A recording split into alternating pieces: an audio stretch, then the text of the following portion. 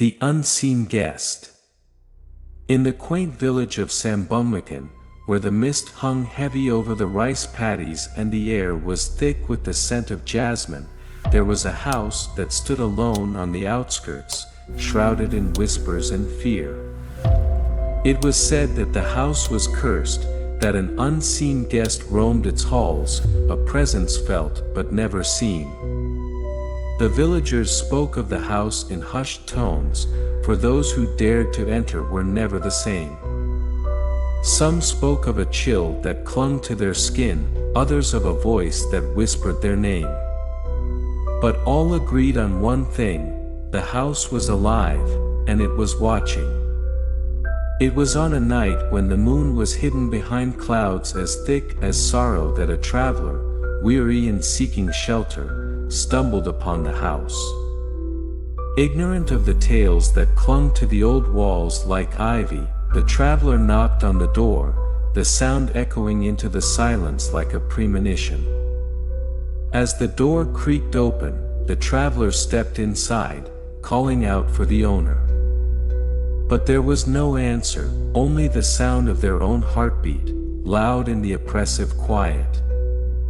The house was a maze of shadows, each room leading to another, darker and more foreboding than the last. The traveler felt it then, the sense of being watched, of eyes that followed their every move. It was a feeling that crept up their spine, a whisper in their ear that was felt rather than heard. The unseen guest was there, in the room with them, just beyond the reach of sight. In the depths of the house, where the darkness was so complete it seemed to swallow the light, the traveler found a room that was different from the rest. It was warm, the air thick with the scent of incense, and in the center, a table set for two.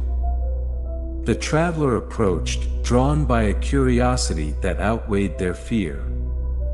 The table was laid with care, 2 plates, 2 glasses, and 2 chairs, as if waiting for guests that would never come.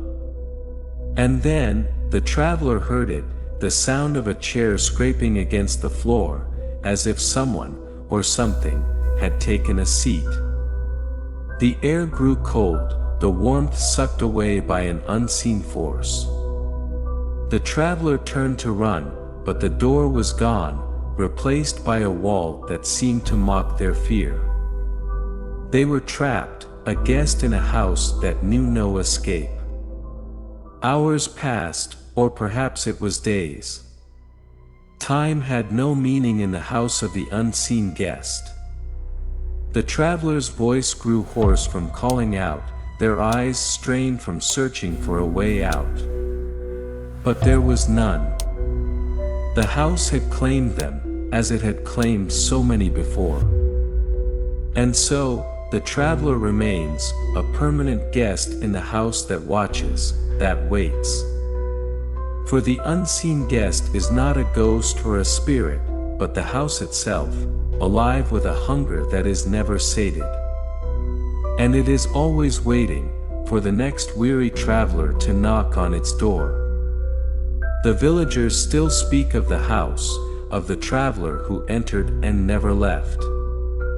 They say that on nights when the moon is hidden, and the mist is thick, you can hear the sound of a chair scraping against the floor, and a voice that whispers, "Welcome, my guest."